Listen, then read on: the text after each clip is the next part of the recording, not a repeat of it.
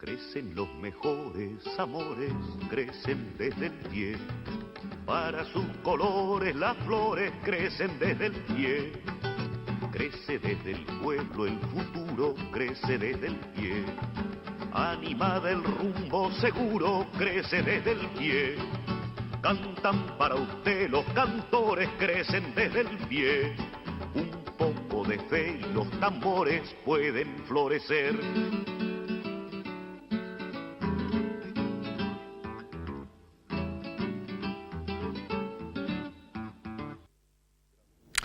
¿Cómo les va? Muy buenas tardes. Hace mucho tiempo, mucho, cuando yo era joven, dije una frase en radio, fundamentalmente, que es donde más trabajo, que después fue elogiada por algunos oyentes y por alguien, que tenía más preguntas que respuestas. Y siempre considero lo mismo y siempre seguí pensando igual, porque la posición que uno tiene frente a un micrófono, frente a una cámara, daría la sensación, por parte del que está del otro lado, de que uno tiene, o que ha sido puesto en ese lugar por alguien que sabe mucho. Y no siempre es así. No siempre los que están al frente de una cámara de televisión, sea esta, sea a nivel nacional, local o de un micrófono, son puestos por gente que sabe. Y mucho menos, mucha de la gente que está enfrente de un micrófono o de una cámara sabe lo que está diciendo. Entonces hay que ser, y siempre creo que una de mis grandes virtudes fue ser muy cauto con las cosas que uno dice. Después de leerlo mucho a Yupanqui y de hablar con él varias veces, él me hizo entender la importancia del silencio. Entonces, como uno se la pasa hablando, a veces cuando no tiene nada que decir, más vale no decir nada. El contexto internacional de América Latina, durante un tiempo, hace unos años atrás, no mucho, parecía tomar un camino de unidad para poder cambiar la realidad social de este pueblo postergado. Lo mismo que pasa con África, ¿no? Quizá poco menos que lo que pasa con África. Pero se diluyó. Un par se murieron, otros fueron metidos presos, otros perdieron sus elecciones.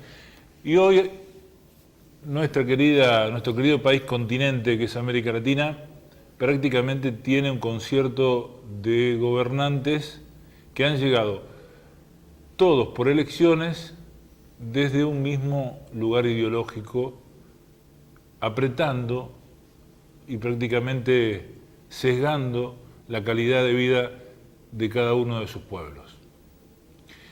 Hoy de lo que vamos a hablar es de Ecuador.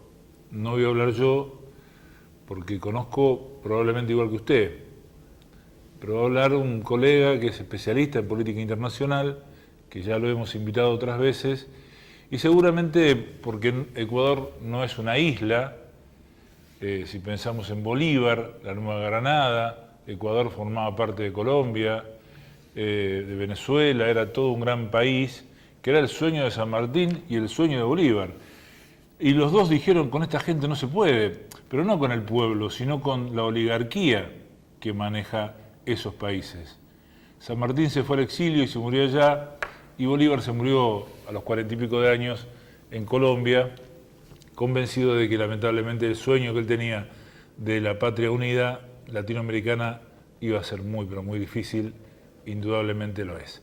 Vamos a escuchar nuestros anunciantes, quienes son los que auspician este programa, y después les presento a nuestro invitado. Sindicato de Obreros y Empleados Aceiteros de Rosario. Federación de Trabajadores Aceiteros y Desmotadores del Algodón de la República Argentina. OSIAT Salud, obra social para el personal de la industria aceitera, desmotadora y afines de la República Argentina.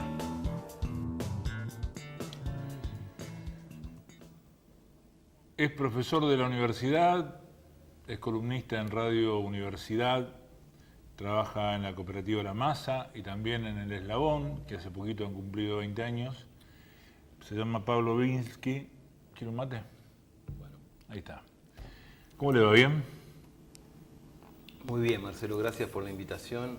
Y bueno, lo que decías de las preguntas me parece que cabe para este tema, porque hacer buenas preguntas, ¿sabes lo que cuesta?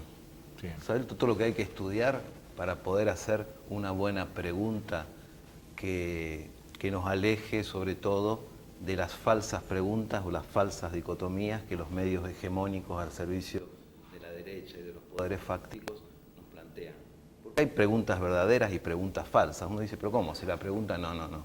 La pregunta tiene escondida alguna afirmación y a veces eso que tiene escondido es falso. Nos plantean dicotomías falsas, entonces nos ponemos en una o en otra posición y las dos, ninguna de las dos responde a la realidad. Digo, reponer el contexto, por ejemplo, de lo que está ocurriendo en Ecuador, lo ideal sería poderse plantear buenas preguntas, buenas para vos, para mí, para los que queremos la unidad latinoamericana, la integración regional, más justicia social, esa otra Latinoamérica que vos describías que parece que hace un siglo. No hace un siglo, hace poquito.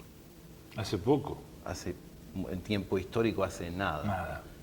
Entonces, ¿qué pasó en Ecuador? En principio, todo nuestro homenaje, nuestra admiración por la valentía de ese pueblo que salió a hacer un paro de 11 días y se bancó una feroz represión policial y de los militares de las Fuerzas Armadas, y en ningún momento la consigna ni un paso atrás. Bueno, ellos le pusieron el cuerpo, ni un paso atrás.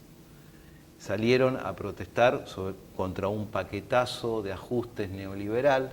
Cualquier argentino medianamente informado sabe qué hay en ese paquete. Está bien. Ahí vamos a hacer un puntito. Cualquier argentino bien informado, eso ya es difícil. ¿Está? Porque es difícil bien informarse en la República Argentina. Cuesta muchísimo. Cuesta mucho. Y por otro lado, el argentino medio tiene en cuenta que todo lo que pasó en Ecuador tiene que ver porque quisieron aumentar la nafta. Claro. Sí. Eso quedó ahí, digo, porque compara el argentino medio, que también no hace nada, no puede hacer nada, tiene las manos atadas, tiene la cabeza en cualquiera, no sé cómo es el tema. Acá nos aumentaron la nafta, no sé en qué cantidad de veces y nunca pasó nada. En Ecuador quieren aumentar la nafta, hay 8 muertos, 1000 y pico de heridos, otros tantos detenidos, 6 congresistas asilados en una embajada, una gobernadora presa, solamente por querer aumentar la nafta. No, en principio, claro, el problema de esa comparación, que se están comparando dos sociedades completamente distintas en cuanto a estructura social, desde el punto de vista sociológico, histórico y la correlación de fuerzas. No fue solamente, y esta es la buena pregunta que nos tenemos que hacer, no fue solamente esta quita de subsidios, con lo cual hubo toda una demonización del concepto de subsidio, ¿te suena? Los subsidios son para los vagos, para los holgazanes. Se le quita el subsidio al precio de combustible y el combustible pasa a aumentar hasta un 123%.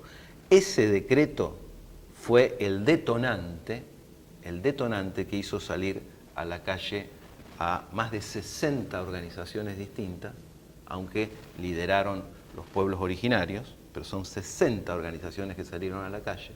Muy profundo fue hasta dónde llegó esa bronca, pero este aumento de combustible formaba parte de lo que ellos llamaban un paquetazo, que tenía otras medidas, que son las medidas, no digamos el argentino bien informado, pero el argentino que ya padeció. Sí. Quizá no pueda ponerlo en contexto si no tiene buena información, pero son todas cosas que padecimos. Que el paquete del Fondo Monetario es hasta aburrido describirlo. Reforma laboral, con quita de derechos, obviamente, precarización. Reforma del sistema jubilatorio, el gran sueño de toda la derecha regional, incluido Macri. Reforma del sistema jubilatorio para pasar a las FJP. Reforma del sistema tributario. ¿Para qué? Para que los ricos no tributen tanto, che, que la pasan tan mal, pobre. Entonces, ese era todo el paquete. Ahora, después de 12 días de rebelión, y cuando él dice no lo voy a derogar, tiene que hocicar Lenín Moreno y lo deroga. Entonces, hasta ahí, si vemos esta foto, decimos, bueno, triunfó la rebelión popular, ayer la nafta valía 123% más, ahora volvieron a los precios anteriores, los transportistas salieron a festejar, los propios pueblos originarios que tienen, y los campesinos, otros grandes protagonistas de la rebelión, que tienen que transportar sus mercancías, están aliviados. Entonces Lenín Moreno dice, bueno, levantamos ese decreto, nos sentamos a negociar y lo vamos a reemplazar por otro decreto. Ahora, ahí vienen las preguntas y el valor de las preguntas, que yo no tengo respuesta, obviamente, porque se está jugando el partido, digamos. ¿Qué va a pasar con las otras medidas que forman parte del paquete? ¿Van a estar arriba de la mesa? Además de otra demanda que se agregó tras la brutal represión, insisto, vos lo dijiste bien, 8 muertos, 1.400 heridos, 1.200 personas encarceladas, y una caza de brujas que se desató contra muchos, porque Lenín Moreno dijo, yo voy a hablar con tal grupo. Él eligió con quién hablar y de qué hablar. Entonces, cuidado que eso, que en principio y en el tema puntual de los combustibles es una victoria de la rebelión popular, Moreno, que es un ser traidor, civilino, taimado, lo va a tratar de convertir en una victoria para él. ¿Qué va a pasar con lo otro? Cuando hablábamos fuera de programa, Lenín Moreno fue vicepresidente de Correa. Lenín Moreno fue vicepresidente de Correa, llevó adelante las políticas de Correa y después se dio vuelta, pero, viste, se habla de la fe de los conversos, ¿no? Sí. Como sobreactuado. Pero ¿qué Correa que no lo vio venir? Y se ve que no lo vio venir. Se ve que no lo porque él lo apoyó para la presidencial. Pero claro, si yo a veces me río, leo mi propia nota cuando ganó Lenín Moreno, continúa la revolución ciudadana, viste, todo un triunfalismo. Es que nadie se lo esperaba. Nadie se lo esperaba. Él hace exactamente lo contrario que hace Moreno, una política de derecha y de ultraderecha, de lo que hace Correa. Moreno hace lo contrario, una política de ultraderecha, neoliberal, obviamente, para la entrega de Julian Assange también a Estados Unidos. Claro. Correa, les habías dicho, la famosa Yankees Go Home, él lo hizo realidad, los echó. Moreno le dice, vengan Yankees. Correa había cortado con el fondo. Moreno dice, le pido plata al fondo y el fondo le exige este paquete. Esto es más para un psicólogo, un psiquiatra que para vos, ¿no? Pero, ¿qué pasa? ¿Siempre fue así o cambió en el camino? Y realmente no lo sé. Posiblemente siempre haya sido así, haya buscado su momento, ¿no? Haya estado ahí agazapado. O sea que Correa, en definitiva, se jugó una carta a un tipo del cual dudaba probablemente y le terminó fallando. ¿Qué sé yo? Se terminó convirtiendo en su peor enemigo. O sea, y en esto también hay cuestiones que son paradigmáticas a toda la derecha de América Latina. Esto de estigmatizar a un candidato, a un movimiento o a la oposición, diciendo son sobre todo con el tema de la corrupción, pero mucho más. En Correa, Moreno pone todos los males del Ecuador, reales, imaginarios, absurdos. Sí, me suena parecido, ¿no? Y lo logra, y ahora Suena te va a sonar más parecido. Acá en la Argentina. Te va a sonar más parecido. Lo logra a través de dos factores fundamentales. Uno es la hegemonía de los medios hegemónicos al servicio de los poderes fácticos, los medios concentrados que juegan para Estados Unidos, juegan para las corporaciones, y con la cooptación de la justicia. Lo que se usa decirlo en inglés, lawfare, pero es guerra judicial, inventando causas para meter presa a la oposición. Y por eso digo, esto le sirve a Correa. Ahora, él dice, yo dialogo con este grupo de originarios y vamos a ver de qué dialoga. Esa pregunta hay que verla en los próximos días. ¿Qué ponen arriba de la mesa? Creo que no sé si la última vez que estuviste acá lo hablamos, pero llama mucho la atención, ¿no? Este corrimiento pendular de América Latina de un lado para el otro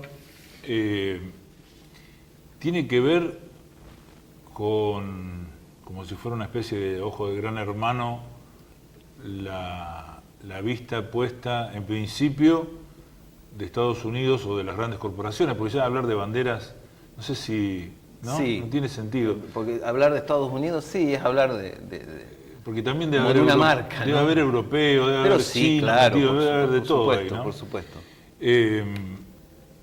Haber puesto el ojo de nuevo cuando la sacó de Irak, cuando sacó el ojo de la zona de Medio Oriente y puso el ojo en Venezuela y empezó a crear conflicto en ese lugar, porque para traer petróleo de donde tiene que tener toda la vuelta al África y después cruzar a Estados Unidos, cuando tiene ahí nomás cerquita, cruzando la cortada, lo tiene a Venezuela.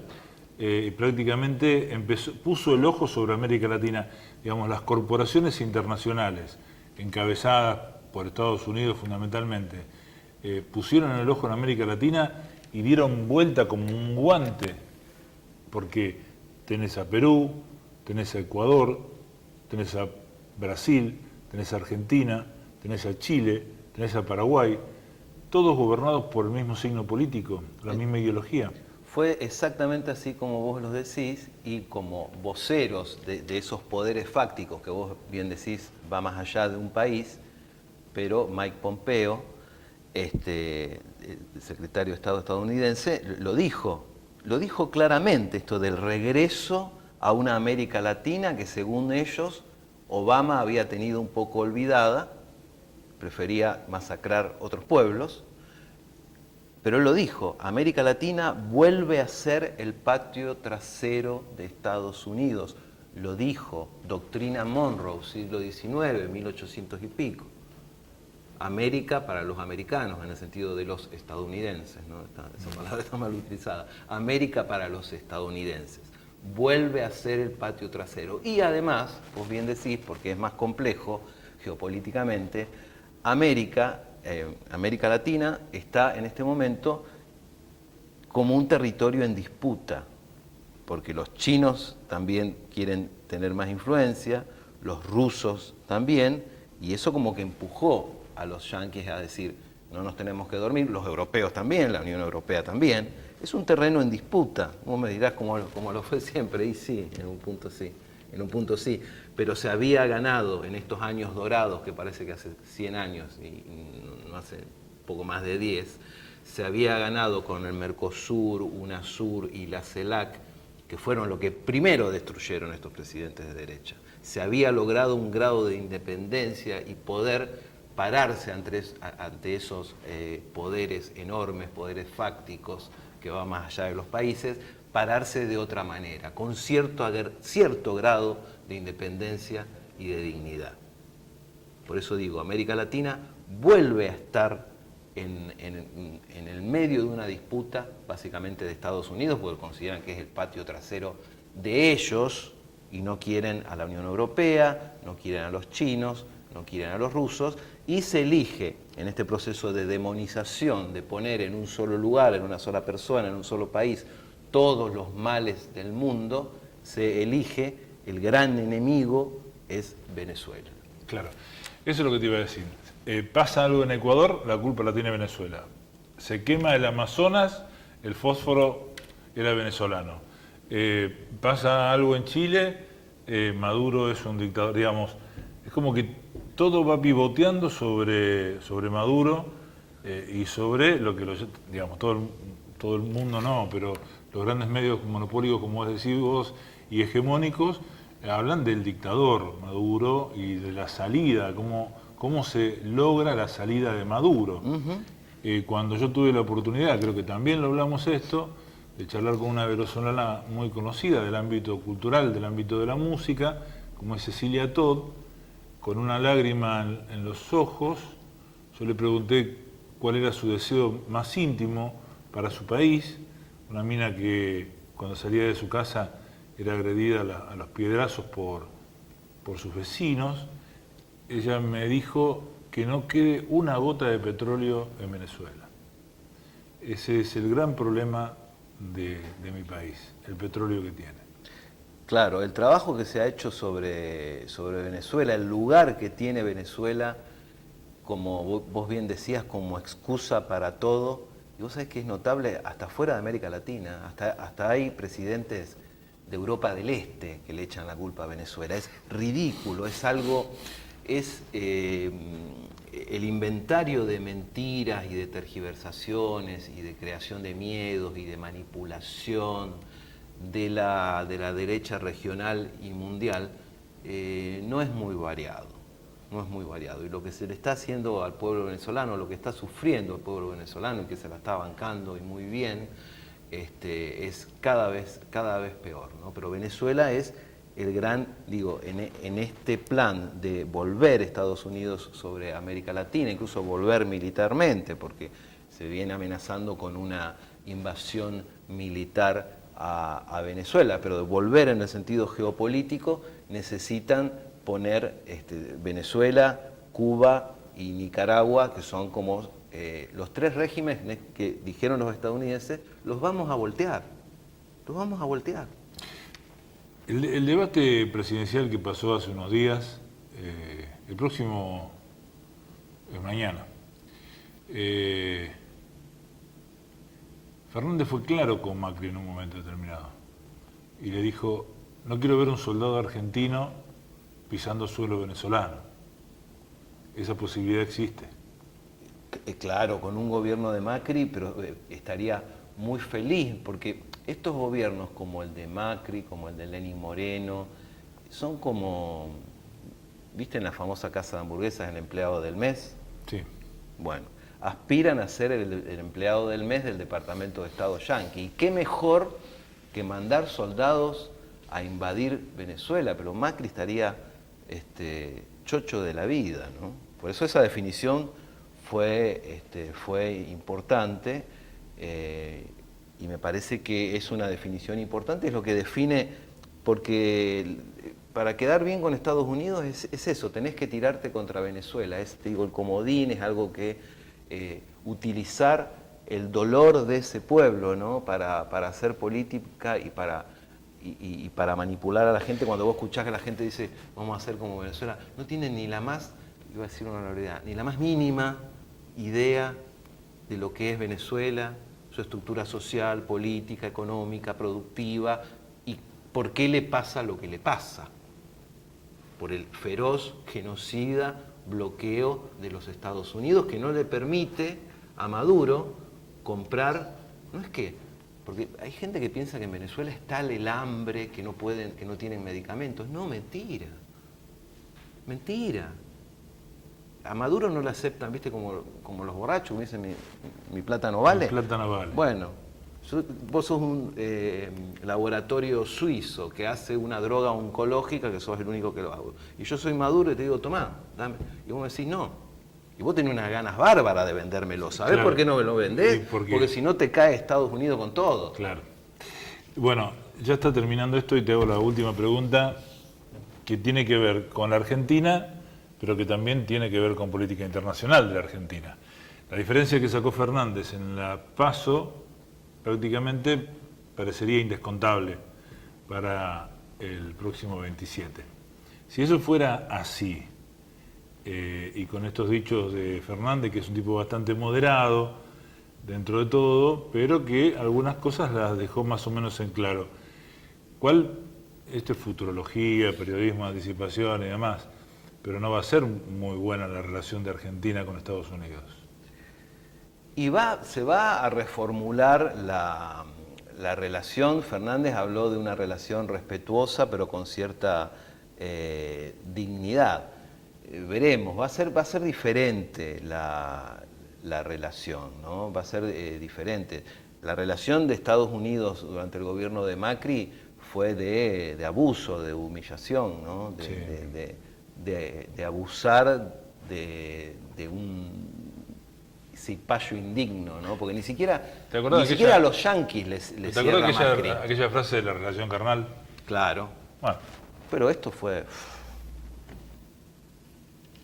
Bueno, Del Caño se animó a decírselo en la Mebotas, le dijo. Dijo algunas cosas interesantes Del Caño, pero bueno. Sí, cómo no. Pero sí, la relación va a cambiar. Espero yo que cambie en el sentido de lograr un mayor grado de independencia por parte de la Argentina, ¿no? Y la relación con el fondo es clave, porque cómo bancó el fondo a Macri, pero el Fondo Monetario, ¿no? El Fondo Monetario, incluso contraviniendo sus propios estatutos. La manera del Fondo Monetario, uno dice, ¿por qué se sostiene Macri? Porque tiene detrás al Fondo Monetario y a Donald Trump, que no son pequeñeces. Que se vienen amacando de un lado, le permiten amacarse de un lado para el otro. Y le bancaron todo. Cuando digo bancaron económicamente, lo bancaron, pero para que se patine la guita él y sus amigos. Pablo Bielski, esto no termina acá, son puntos suspensivos que se abren y más preguntas que hay que ver si están las respuestas. Muchísimas gracias. Gracias a vos por la invitación y bueno, siempre es un gusto poder contar conmigo. Bueno, hasta el próximo sábado y espero que le haya quedado algo de esta media hora, algo claro, o por lo menos le haya quedado algo como para buscar un poquito más sobre esta cuestión internacional de esta patria grande que es América Latina. Chau y gracias.